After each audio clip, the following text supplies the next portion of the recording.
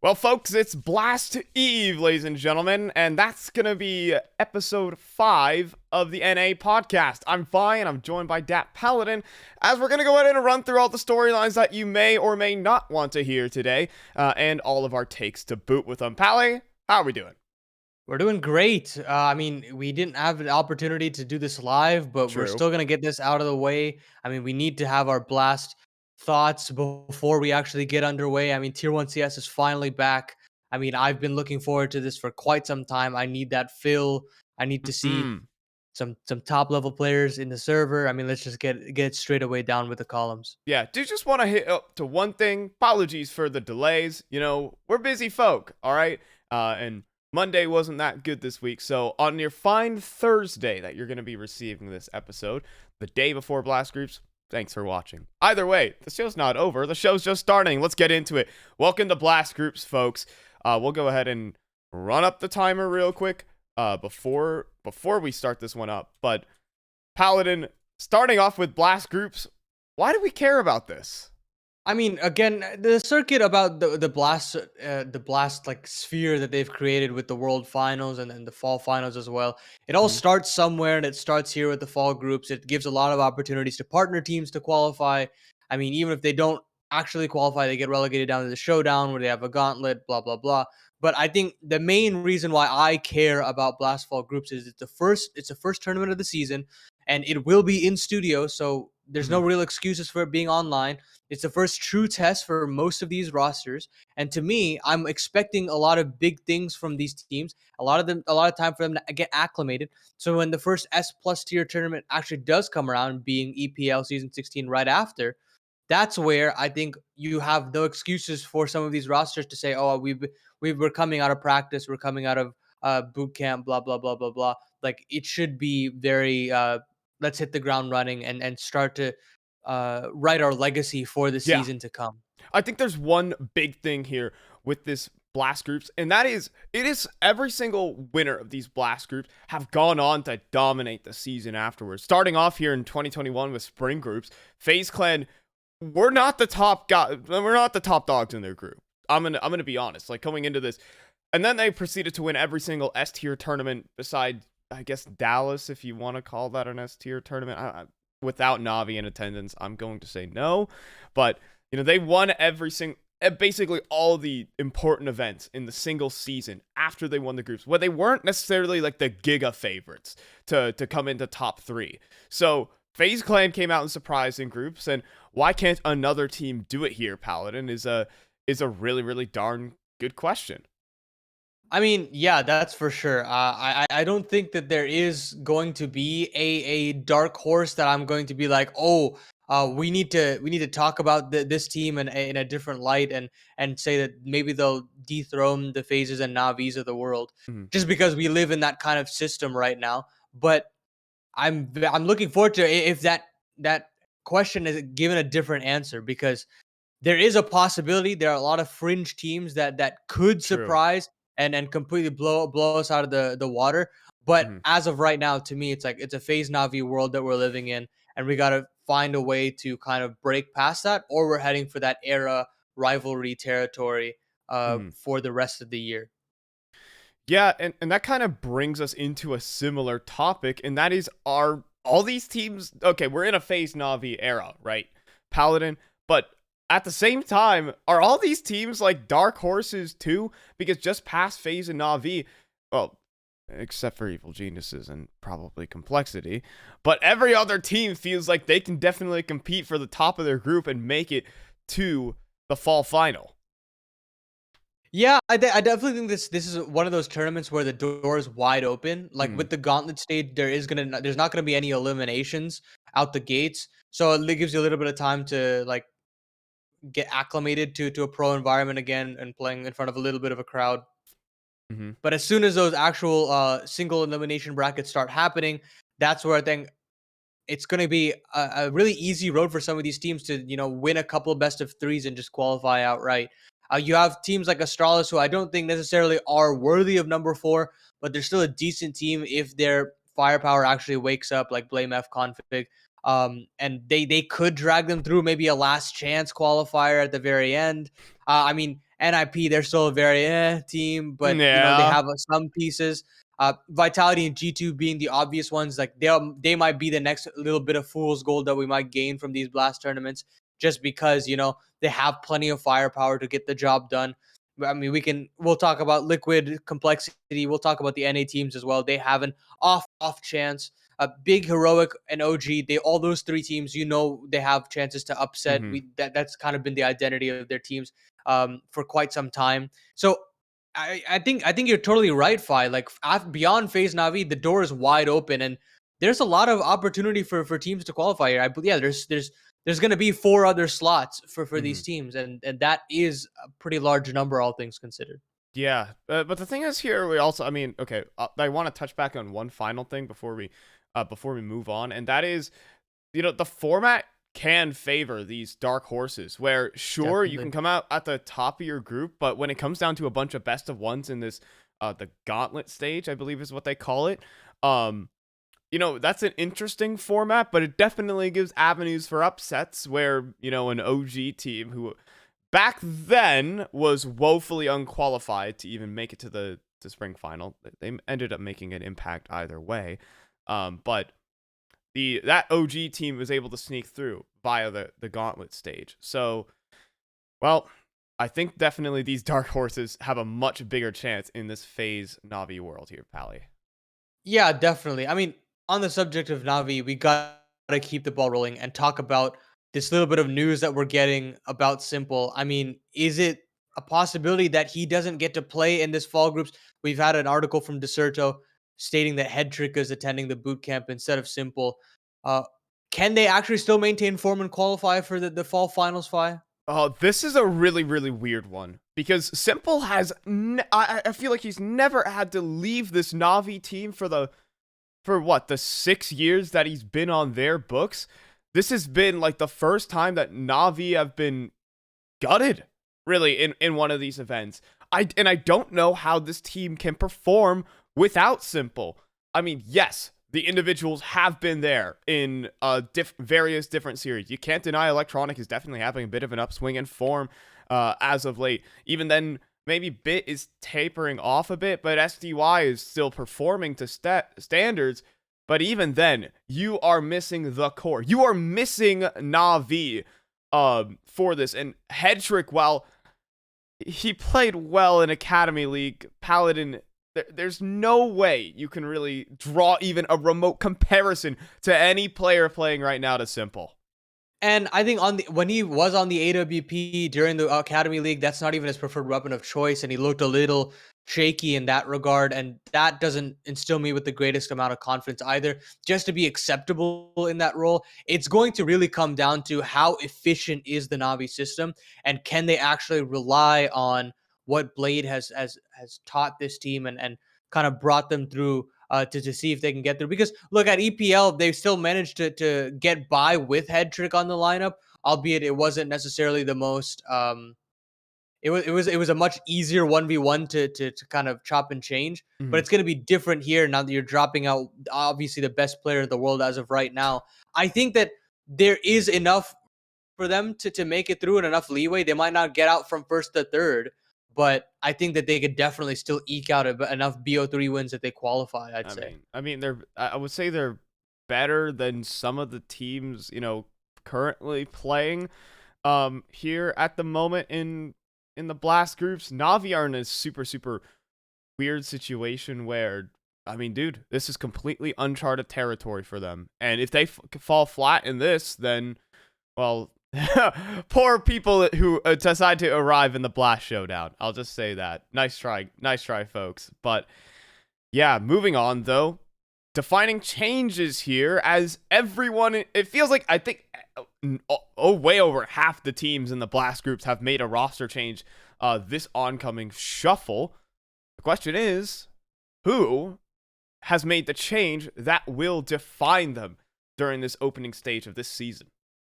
This sucks. This is such a tough question because I I have given my opinions on the roster shuffle that's happened thus far, Hmm. and it's been a very weird one. I don't think that there's been anything that's jumped off the page and surprised me and said, like, look, this is a blockbuster move. You know, real bags of money have been dropped off for X player, Hmm. but I mean, obviously, you have to talk about Vitality and G2 spending the most money and getting the quote unquote biggest signings. I don't necessarily say they are the biggest signings Hmm. just because of the caliber of player and team that they're coming from. But I think that still, I have been excited to see what this new Ents roster is going to be because True. losing Spinks, losing Hades as well. I mean, they are getting a sort of lateral upgrade in Sun Pius, potentially one with higher skill ceiling. And then I think the rumor is that they're bringing in Valde. We haven't actually been able to talk about that rumor, but he is one of the frontlining candidates who is supposed to replace Spinks. And I think that that player is somebody that's been far too long on no team in the tier one space. I've always liked what he's brought to the table. I've always thought he's had a really smart head on his shoulders, and he's got some pretty decent aim as well. It checks off the boxes of experience and that Ends team desperately needs to maybe start winning some tournaments. I think that this Ends team is going to be a very interesting one to watch, albeit one that is going to have a different identity. And I think that probably fits my answer to this question because it's a pretty broad one. Yeah. Okay. Mine. I love this vitality move. By the way, just I know Masuda was definitely a great part to this team, and I definitely think he played his roles fine, considering what he was tasked to do. I mean, there's the joke that he has 3 A's in his name because he either gets 3 kills or 0. But now that you have Spinks, now you have a reliable, what I would like to call a mad fragger. Again, great for Vitality to recognize. ZywOo is no longer two-time number one player in the world type form, even though that second number one player in the world was kind of, just ripped away from Simple. It was But a snub. get my opinions on that way later, probably in a different episode. But the thing is ZywOo's no longer in his prime, or maybe he's just in a slump.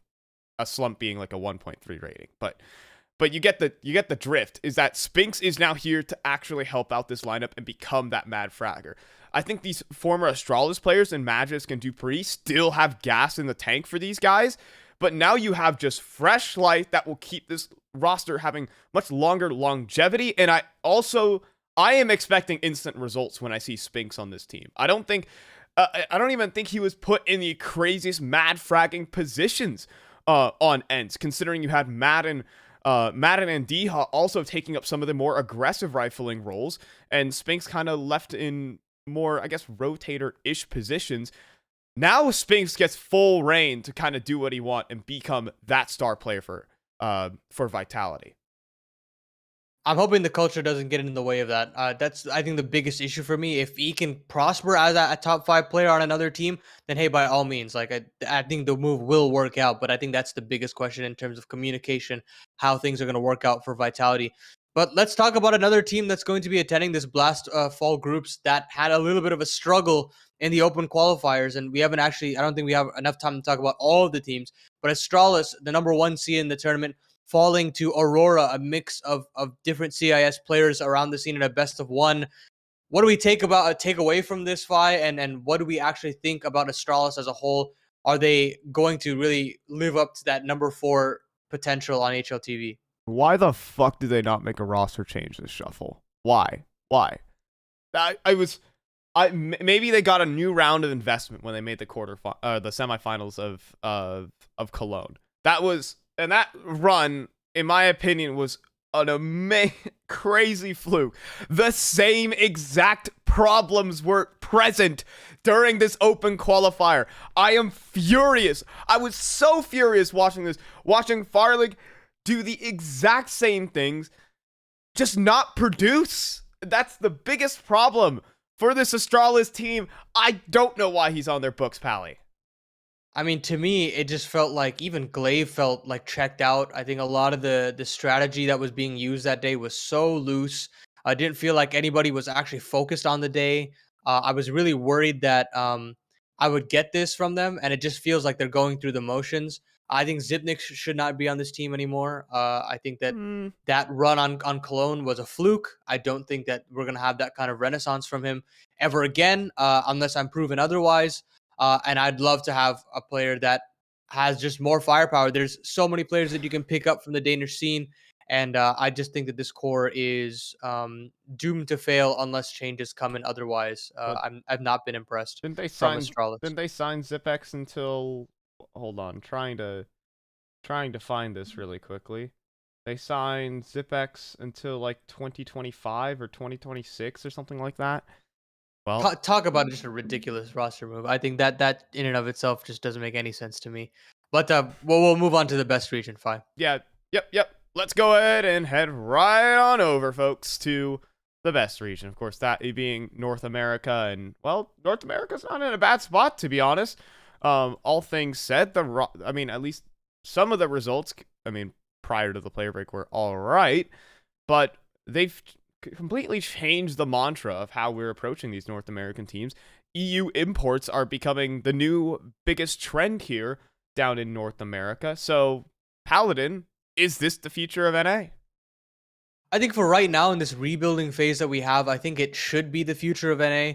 I've already liked. I think the biggest example of this right now is Yekindar to Team Liquid, and you can just see he's not necessarily the IGL of the Outsiders project, but he's learned so much from how James likes to call. And although it's this just boa constrictor style slow pace Counter Strike that really Mm. has to slow burn, that is something that Nitro has been wanting to integrate into his lineup for quite some time. As soon as he made his return, that was one thing that he was mentioning is he wants to integrate the more faster pace NA style of balls to the wall Counter Strike, but also have that slow burn style that teams like Outsiders have been doing. And that meeting of the minds along with Daps has been working really well. And you could start to see that this Liquid team has a lot more ideas to bring to the table. It's bringing out the firepower in a different manner for some of these teams, and it's showing that hey, NA teams, they still have a lot of firepower to give. We just have to figure out a different way to mold them and allow them to play in tier 1 Counter-Strike. I know we have a lot of other examples, but to me, I think this is the shining example that will prosper. And I know I've been seeing a lot of comments on a lot of my videos saying that I am rightfully incorrect. I'm sorry, I am just straight up incorrect on how high I am on this Liquid. But I'm telling you, this core is a team that has won Grand Slams. They just need a little bit more to propel them back in. And this is the Mm. motivation and the different perspective that they need to go back to the top of the game, to top of their game. I think people are still forgetting out on that. I think on the topic of like, is it the future? Well, we're kind of watching it right here. I think we still have yet to really cement that this is going to be the trend for the oncoming years. But right now with the NA region slowly developing players with the EG Blueprint project, trying to create new talent. Hext joining in towards the main team. We'll dive into that and that whole fiasco that's going down in a little bit. But my actual eyes were on Halzerk. I mean, just to start off this open qualifier, He looked completely good. completely different op style to what Junior was. Again, it's just a guy who can produce when you ask him to and you put him in the right positions. And that is the complexity structure that really is coming into play. Finally, they have a superstar opper. Someone for a lineup that was so used to OC. Finally, they have someone who could truly produce. And I noticed that, I mean, he's dying just a lot less, and I think that was a huge issue that Junior was bringing to the table, Yeah. where he would have a very high death count. I think there was one of the games where Grim tweeted out that he did not died at all in one of these games. So that in and of itself is obviously a big boon, just keeping that op alive for as long as possible, getting him involved in a lot of situations.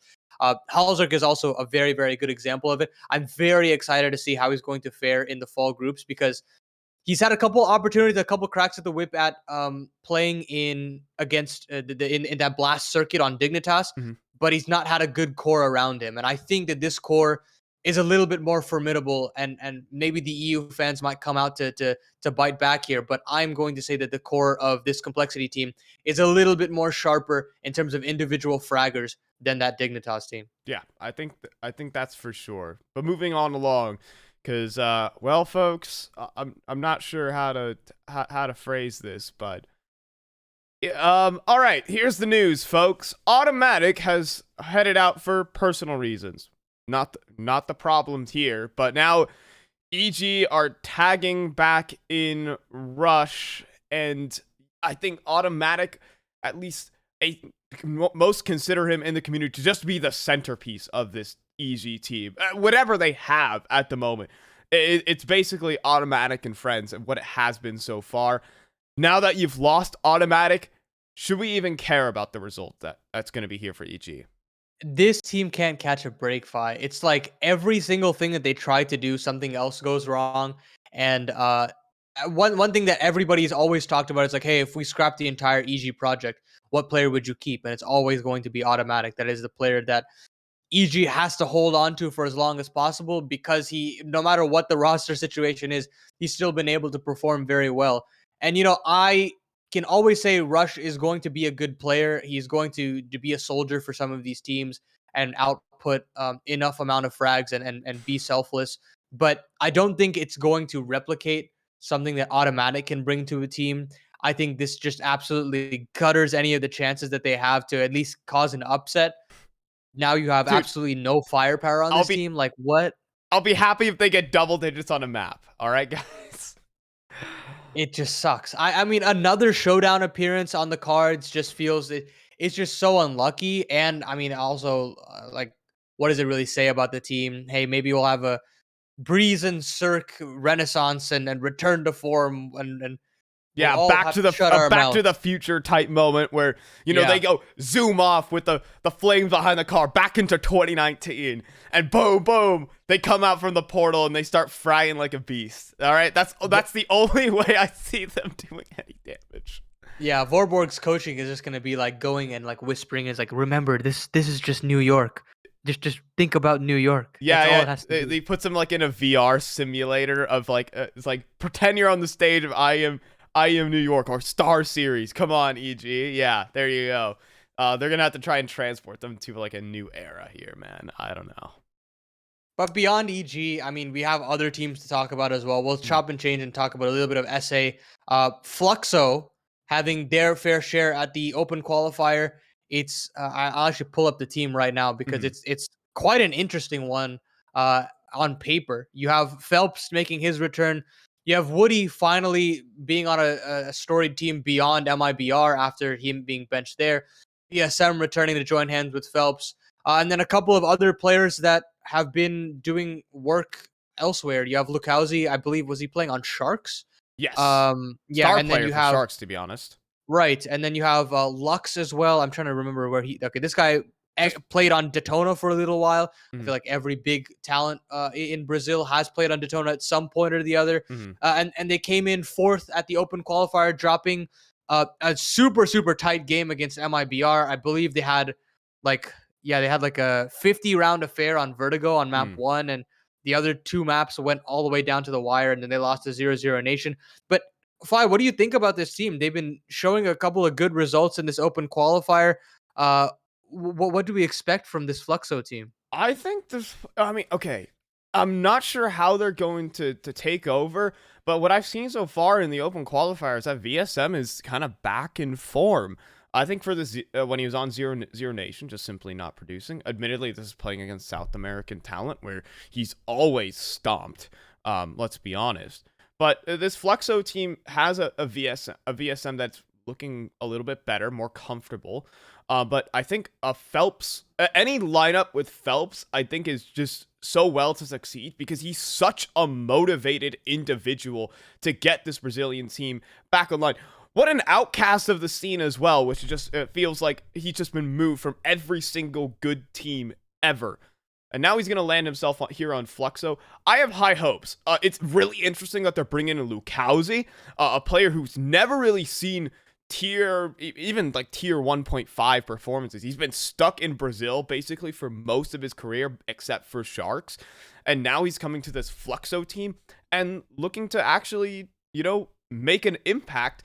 I think this Fluxo team can do it. They need a little bit more time, but they just ran a MIBR to the brink. They could have taken the series 2-0, I'm going to be honest, but this Fluxo team has some legs to it, I think.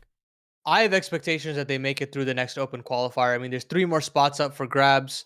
The best teams that were in this Open Qualifier have made it through, and Fluxo being the only one not to make it through.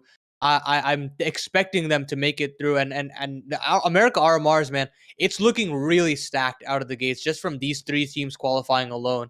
I'm excited to see. But let's talk about a team that I'm sure we'll have a ball to talk about, Oh and my, that's yeah. Plano. I want to go over the bell here, Five, because this team is really really funny to me. I'll pull up the roster here quickly. KNG, Nekiz, Yell, Kaike, and Piriazin, and I don't know what this team is identity is. I don't. The average age is 27. They have a higher And average age than Imperial. uh, I don't really know what to think about this team fight. Oh, I'm not really in on this. okay. I think they didn't even qualify to like the later rounds, the round of 16, the HOTV rounds for the open qualifiers. They absolutely bombed. That was no unfun, and for one as well. Okay, so I was wrong about that little Imperial thing, but they are so close to breaking Imperial's average player age metric, which is okay. I don't know where this roster is supposed to go. What kind of gas they have in this? I mean, what I've saw from Kaike was okay in some instances. I believe he was playing on 9Z for a time, and over at the Blast Showdown, he was okay. I'm actually I should probably do a little bit more research, but what I've seen from him, if I'm correct on that or not, maybe I swear I've seen him. Oh, he was on Bravos, I believe. Um. Anyhow, I mean, it looked okay, but I mean, he's been around the block for so darn long. That it's like eventually, surely he has to have his time. And for the rest of the guys here on Oplana, besides Nekiz and maybe KNG, I don't really see where this roster's meant to go. Yeah, I don't have very high expectations for them. It's just a sore lack of firepower. Piriazin is the only player that I really True. have give enough Exactly. plaudits. He did fantastic stuff on the Fury Academy roster, and he's been floating around different tier 2 Brazilian rosters. And I think having an opportunity to play with these more experienced players and then get shipped off to a better team, that's my expectation, and I hope that his career doesn't suffer because of this project. But Hmm. I think that's just going to be about the time for the best region here. Yeah, we'll hit Pain Gaming during overtime when we do have that extra 5 minutes towards the later end of it. So let's keep it moving. Because, folks, it's your favorite segment. It's my favorite segment. It's NA's favorite segment, and probably EU. It's NA or EU, where we go through all the topics that you may have or may not have missed, and we'll go ahead and give our wonderful, unbiased opinion on every single one of them. Starting this one off, Paladin, Apex adding Stiko, and Shocks. This wasn't on my bingo card, but I mean, maybe it'll work. Like roles wise, experience wise, maybe they do need that kind of a player, especially with Stiko now being the IGL.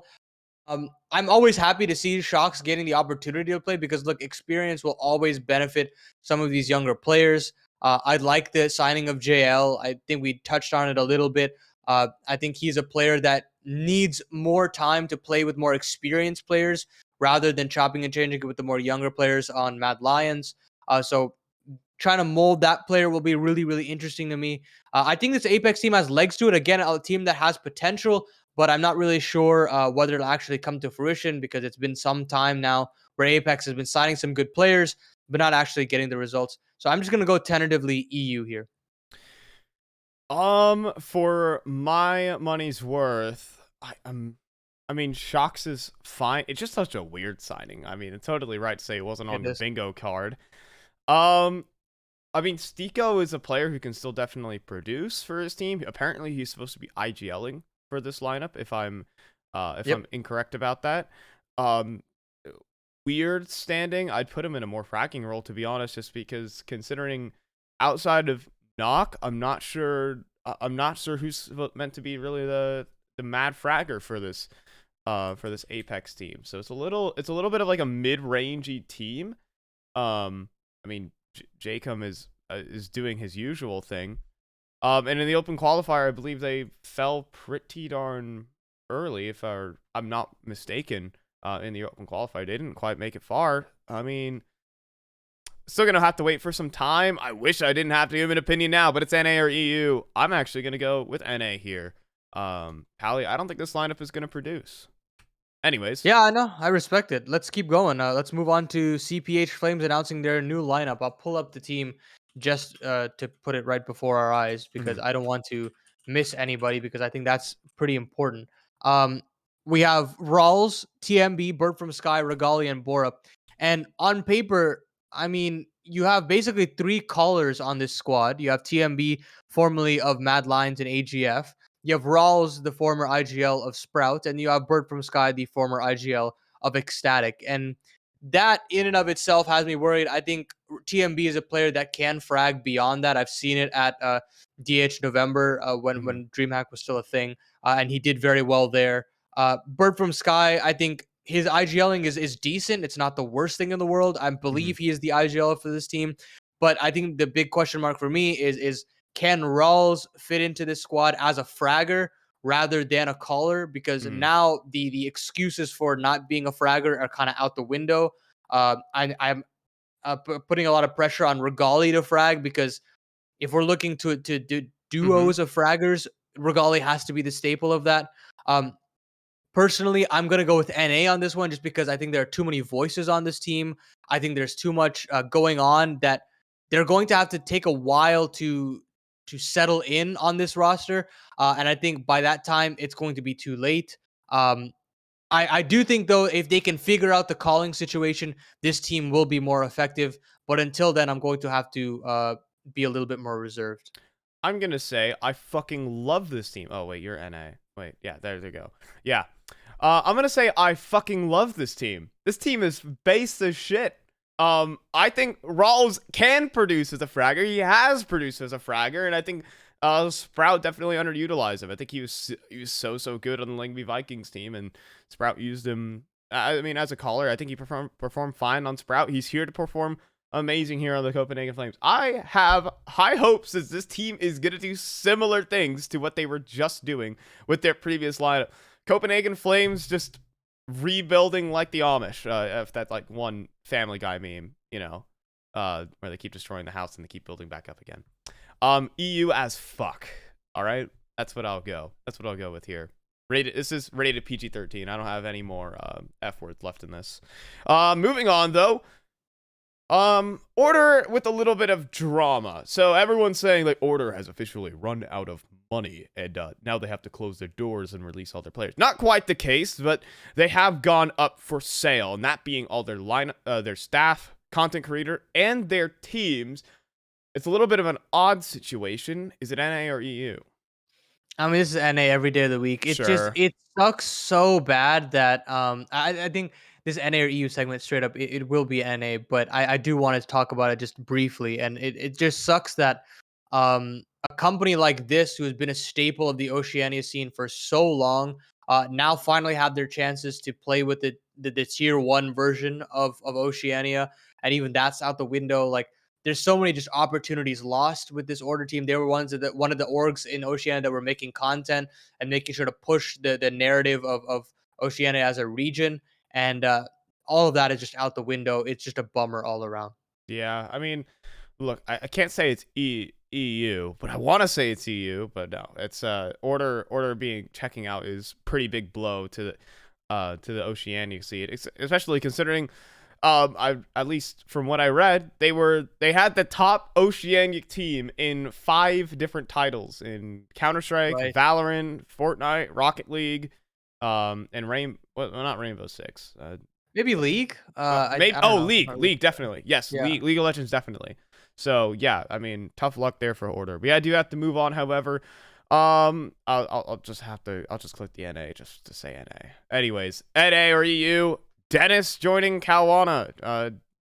Just weird out of the Oh my blue. god. I wish I had more time to rip into this, but oh my god, there's literally no fragging on this team, and Hmm. Dennis could never frag in my eyes. I don't think he was ever a good player.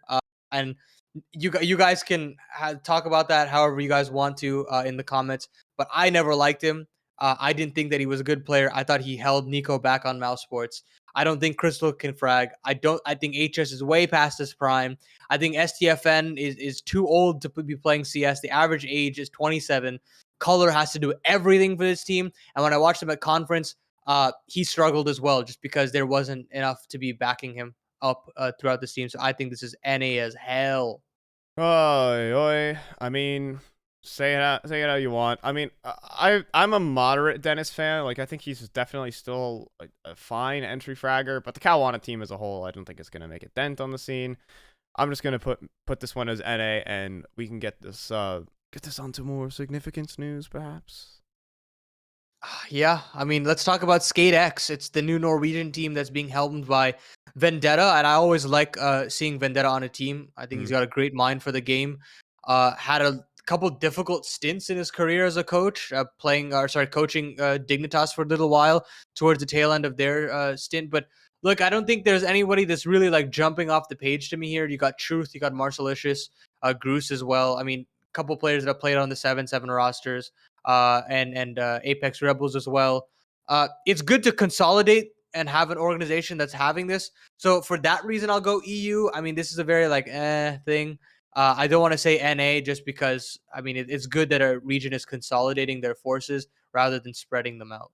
Yeah, I think this team is actually gonna do okay. Believe it or not, and they're not gonna like break top 30. I don't think they're gonna make international events. I'm gonna be honest, but this isn't a bad team, all things considered. I mean, just the players on it are, they'll be able to accomplish their roles just fine. So, I mean, I'll actually plug in EU for this team. Well, or I'm not gonna say that it's like a team that'll take over, but they can make top 40 or something along those lines. They could definitely be a force in tier 2. That's what I'll leave it at.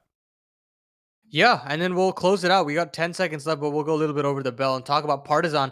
I mean, this is a new team held by Emmy. And having him back in the IGL role on a top team with some good talent, Saucel, Kaluber, Collins. I'm gonna go EU on this one. I'm liking that we've gotten a lot more EU talent to be put into the fray with it. A tier one IGL who more so just has played tier one Mhm. CS, and I think this team is gonna do some damage. Yeah, I mean, it's some former Mad Lions players from what I remember. Saucel is playing on this lineup. I always liked him as a player when he was playing for Mad Lions. And I mean, it's not a team that's gonna like break into. They have some tools to work with. I think there's definitely one or two roster changes down the line that could make this team, a little bit of a decent threat. That's my opinion. And I'll pick up EU on this one. So as we close out NA or EU, we have to say goodbye to your favorite segment here on the NA talk show, but we get to move on over to Through the Looking Glass, folks. And well, 10 years of Counter-Strike Global Offensive. I was 8 years old when this game was released. But the thing is here for Counter-Strike is I've been playing it since I was 12. So or 11 actually, believe it or not. Started playing in 2015. I've seen a lot. And we get to talk about a little bit of these 10 years that we've seen, specifically on the esports side. So, yeah, Paladin, any reflections before we get in? Dude, this game has given me so many memories. I downloaded it on Steam in like 2012, I think. Mm. And I did I was very bad at it. I was very, very bad at it. And for like 2 years, it kind of just sat in my Steam library. And I watched Virtus Pro play Mm-hmm. one day on a Twitch stream, and I was like just floored by like all these personalities and these ideas that they brought to the table, and how international this game really was. And it opened my eyes, and that's when I started taking it more seriously. I was watching the War Owl vids, I was watching the Voom Yeah. vids, and I was all in there. I was all in there, and I got better. I got out of silver, and I was so proud of myself, you know.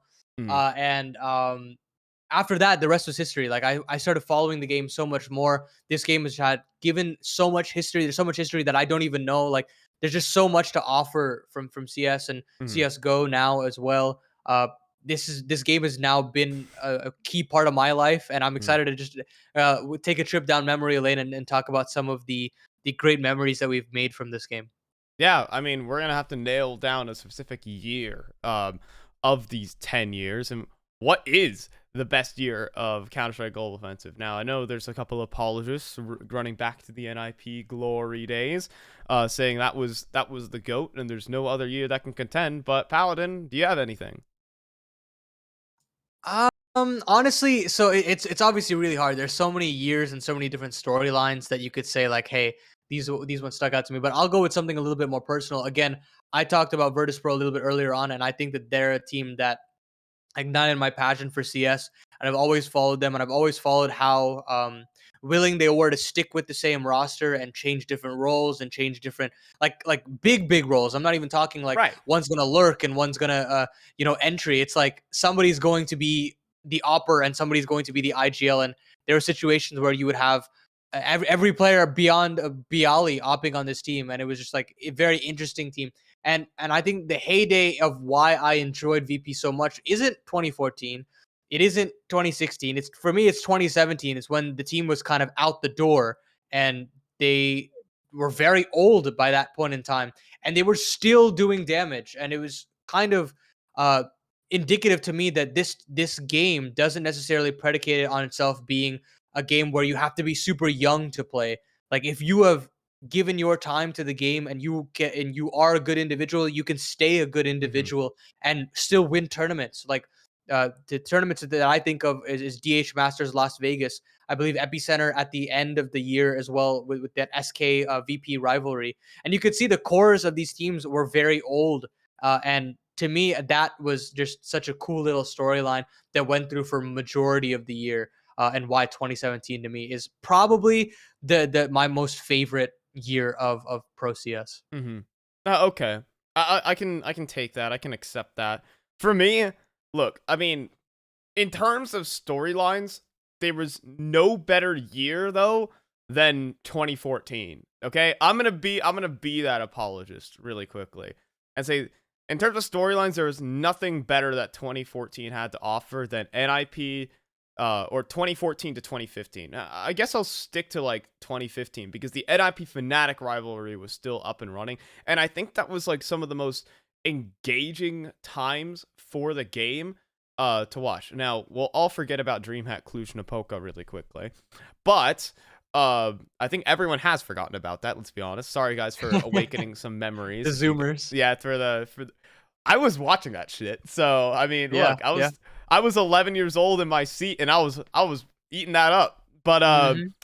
But the thing is with like in terms of storylines, in terms of the Fnatic Nit rivalry, the renaissance of French Counter Strike, there was, I mean, the personalities that were in the game. Yeah, Pasha, Kenny, S, Forrest, Get Right, Flush at JW. I mean, you had everyone on NIP, everyone on Yeah. Fnatic, everyone on Envy. It was so good, at least in terms of storylines. In terms of the quality of games and in terms of, how we've moved as an esport, I mean, you can take any one of these last, not COVID. Sorry, COVID, we'll forget about you. But 2019, 2018, 2019, and I think now even here in 2022, we're entering probably the game's biggest year as an esport.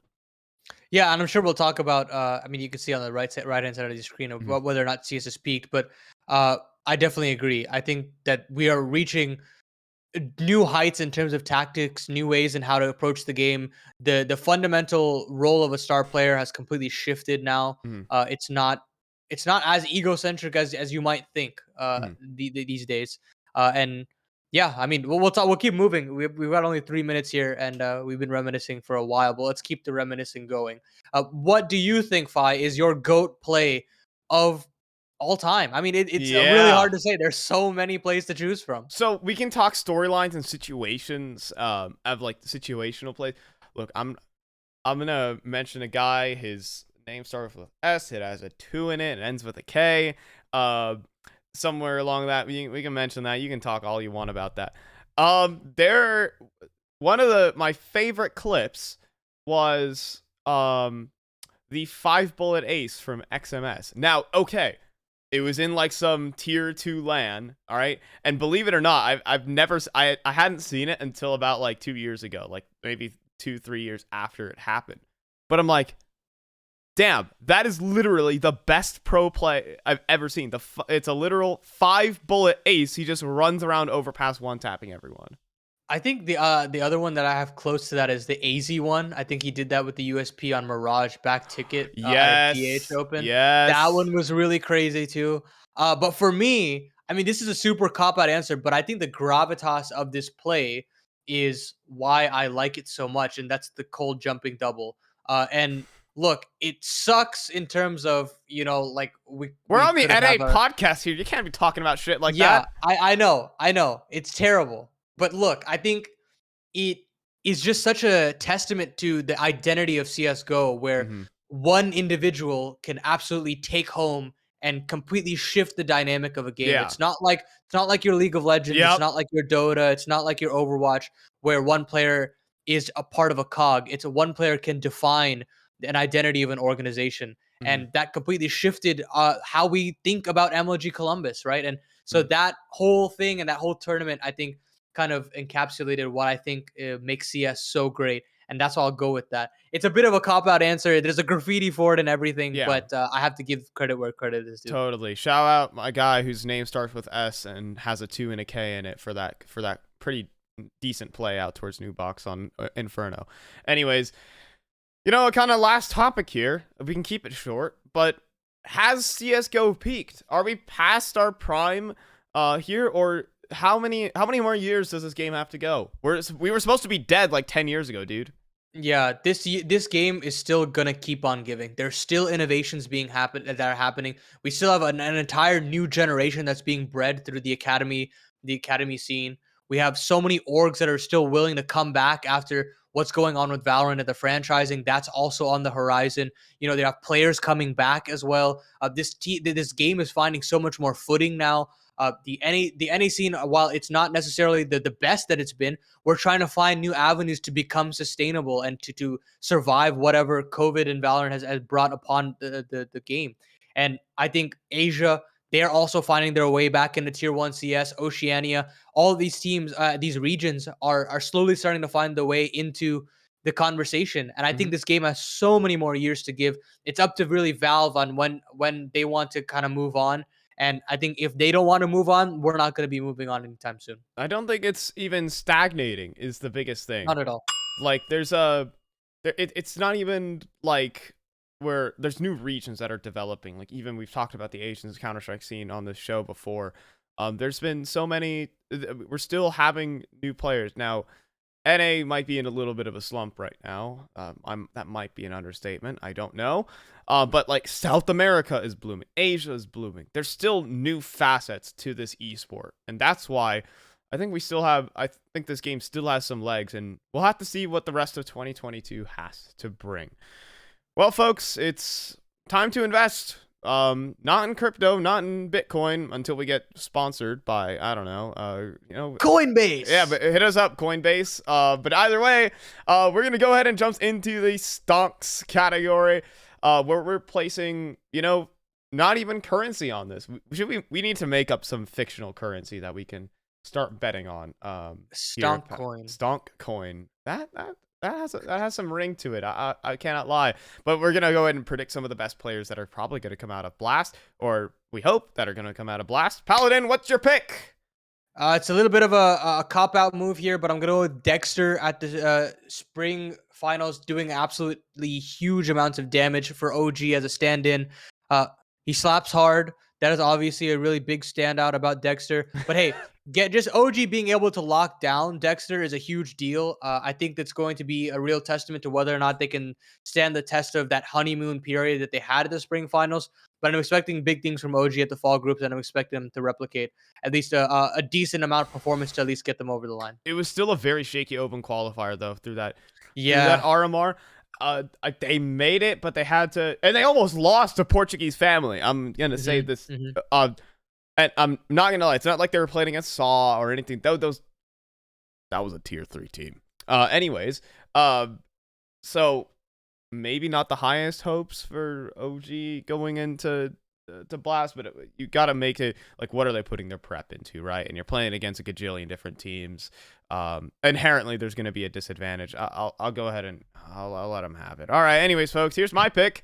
And well, it's everyone's a little bit of an odd pick. I always find this player to be so underrated for this G2 team, and his name is Hunter. And the reason why his rating doesn't matter is because he's changing up his roles in this G2 team. He's going to be a bit more free flowing, at least from what I can see on his CT sides. He's kind of locked down to playing some of the less fun roles, trying to help out the A side anchor and Jax. Basically, him and Jax have been a duo for the long time, but he gets to be freed up a little bit on this lineup, as well as the T side roles get to change a bit from him having to kind of start shift walking all over the place. So I'm interested to see where Hunter goes with this. That's my pick. I think Hunter has a big opportunity to deliver here for this G2 team. Yeah, I think he's always been underrated, regardless of the rating that he's been getting. I don't think he gets enough plaudits. He's always overshadowed by his cousin. That's just how it is. But the Who is he, fact by of the the way? matter is, I don't know who his cousin is. no, I don't know either. Okay, gotcha. He's a guy. He's a guy. His name starts with an N, and Co. I don't know how the rest of Yeah, the whatever. word goes. But what the thing is I think that he deserves a lot more credit. I think he's very selfless in Mhm, how willing he is to play a lot of different roles for this team, and he still does those roles so well. Like no mhm, matter how discombobulated the T sides were for G2, he was still somebody that was able to drag them through the mud. He's always been a very reliable CT side player. mhm. I mean, Hunter overall, I think should be recognized as a franchise player for G2, and I hope that they realize that, and I hope they keep him for as long as possible because he's been a diamond in the rough that's been uncovered, and now he's blossoming into becoming a star of his own. Quickly moving forward, though, is there any other standouts here on this throughout this blast scene? We've kind of given the highlight to two different players, but any other teams maybe that they have made changes or have not made changes? I mean, I'm very interested to see what Keto's going to do on this team. He's been killing it on Academy, and now he's replacing Tizian, which inherently is an upgrade in terms of firepower. But now we're going to have to change a bunch of roles around. Um, it could work. I'm very curious to see what happens. I mean, they got invited to the RMR, so they didn't have to go to the open quals, and this will be their first outing. Uh, I have very weird feelings about Big as a team, and I don't know how I feel about Keto as a whole. But I'm very definitely interested to see what he's going to bring to the table. EG taking over, of course, so I'm gonna go with all 5 players from Evil Geniuses. Let's So every go. single player from Evil Geniuses, I'm going to take as as my different standout. I'm just joshing, but in terms of a lineup, I mean, we can take it. We can take a gander. I think NIP actually have an interesting opening in this blast groups. They a lot of teams have shuffled around, and if teams come off the starting block a little bit weaker, Brolan has been looking good for this NIP team, TBH. So I mean, they've always been such a mediocre team, but now the whole field might just be mediocre. So they're Exactly. the king Yeah. of mediocrity. Who's gonna beat them there? Yeah, I mean, again, and if you're not changing up your roster, you have more time to develop your own identity, and they're understanding that hey, S Tag is going to be the team or the player that we carry on with as the AWP player. Hmm. Where's Device? Who knows? Who cares? Let's just keep trucking along, and let's see what NIP does. I'm very interested. They're number 5 right now, I so they what must be doing something. they've that number 5 is the biggest. Dude, HLTV, fix your fucking rankings. Anyways, Go.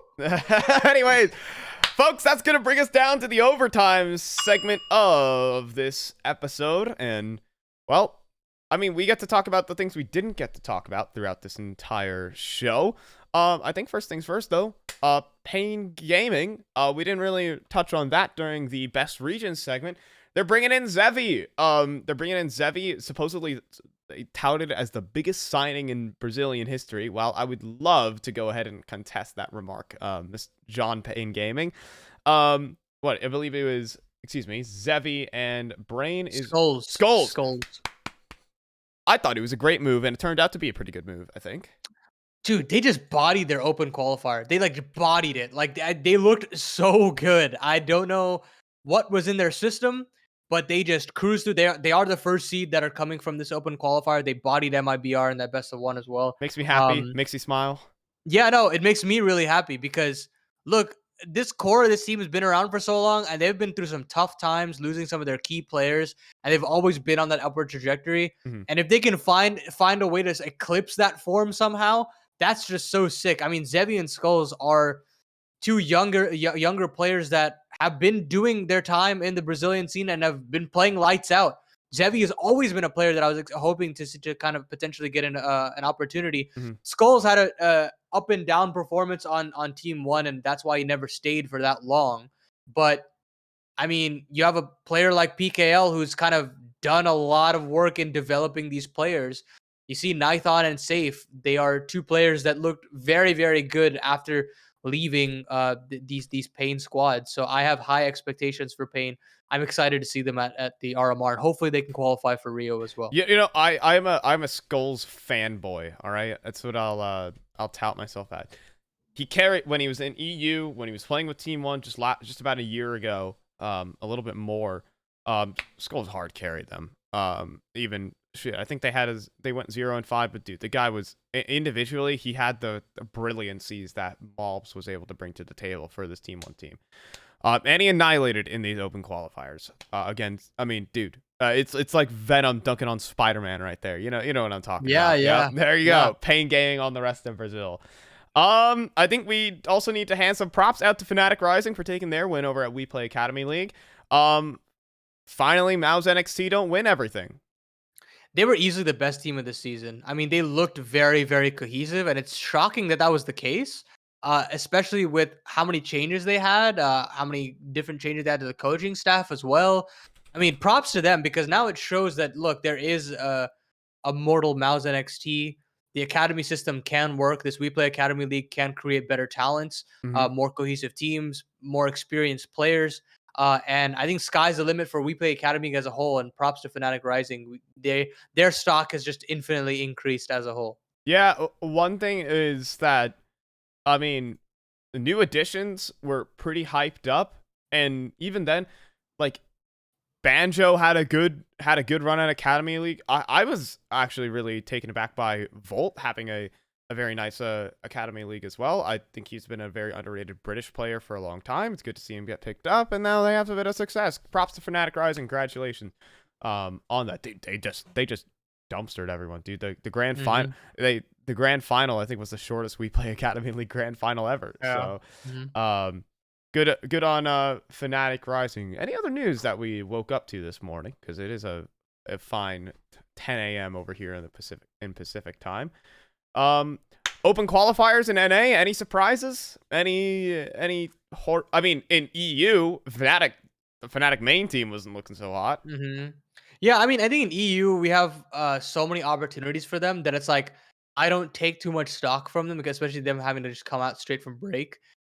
And so like for me, I'm just going to say, hey, we're gonna see Gaimin Gladiators in EU, so that's a pretty cool positive I sign. I mean, this guess. team has been grinding for quite some time, whether you like the team or not. I mean, they've definitely been getting some wins, Well, and I'd like to see Semphis go international, and he's getting the opportunity to do so. yep. I mean, shout out to Gaimin Gladiators. I think they've been kind of deserving of it for a little bit. I'm interested to see how they perform against EUTs because they play a wild style of CS. Hmm. They play a bit. I mean, I've always referred to Gaimin Gladiators being the epitome of North American Counter Strike. So, we'll see how they perform. I mean, they've generally just been a great team for these last couple of months. And they deserve to make it. Good that they got it in before the big dogs came home. So also, Team One getting upset in that bracket is actually a huge, very, very Yeah, worrying sign. yeah. They lost. Believe it or not, one of my friends is the owner of the org, and she named the org literally after herself. Carry Esports, in North American middle of the pack advanced team. Sorry, Carrie. They actually just dominated Team One, and they're just out. They were out day one. I met Kermi, one of their players, in like a when I was working on the operation coin. I like just jumped in the morning, and I played with this guy, and Carrie has a special place in my heart as well. Okay. I was happy to see them succeed as well as they did. Still worrying for the actual narratives as an analyst. It still sucks when you have to cheer on or sorry, talk about an underdog. Mhm. It's just difficult, but hey, good on them to at least make it as deep as they did. They were really close. Yeah, I believe they weren't playing with Barton. Officially, Barton was making a couple appearances on Team One. Keep in mind, but let me see the full Team One lineup that was playing. Yeah, it was as expected. They took out XNS. They put back in Mobs. I mean, just an oddball, just a bad day. Hopefully so. Yeah, at least you have 2 weeks to at Hmm. least recoup and regather yourself for the upcoming Open Qualifier. We are in the last 20 seconds of our show, Paladin. Is there anything you'd like to say? Oh, I'm so glad Tier 1 CS is back, man. We just watched some South American CS yesterday, and it just made me miss Tier 1 CS, and I'm just excited to see Kerrigan call games again. Yeah. All right, folks. Well, you get to see some actual Tier 1 Counter-Strike. That's starting tomorrow. And hopefully all our storylines are not completely outdated. Or maybe you can laugh at our storylines after they've already happened. Either way, folks, that has been episode 5 of the NA Talk Show. So thank you guys so much for watching wherever you are, from YouTube, audio, I don't know, audio only. I don't necessarily know. We'll go ahead and check this one out. See you guys for another episode. We'll be back on time next Monday. Peace.